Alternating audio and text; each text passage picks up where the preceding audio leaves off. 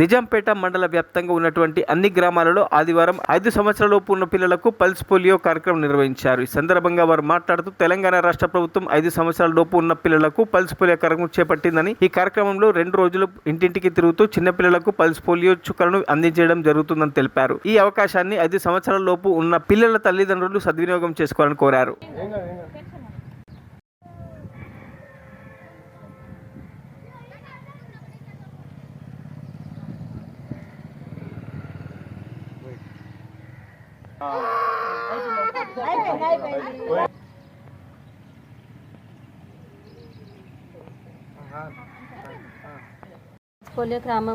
Pulse polio కార్యక్రమము మన దేశవ్యాప్తంగా మన డిస్ట్రిక్ట్ డిఎంహెచ్ ఆఫీసర్ ఆధ్వర్యంలో నిజాంపేట్ గ్రామంలో పల్స్ పోలియో కార్యక్రమం జరగబడుతుంది. ఇది ఈరోజు రేపు 3 రోజులు జరగబడుతుంది.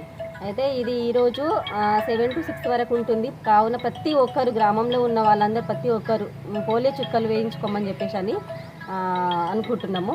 ఖచ్చితంగా ప్రతి ఒక్కరు వచ్చి ఇక్కడ జీపీ దగ్గర, అక్కడ గాంధీ చావిడి దగ్గర వేయించుకోవాలని కోరుతున్నాము. మరిన్ని అప్డేట్స్ కోసం మా ఛానల్ని సబ్స్క్రైబ్ చేయండి.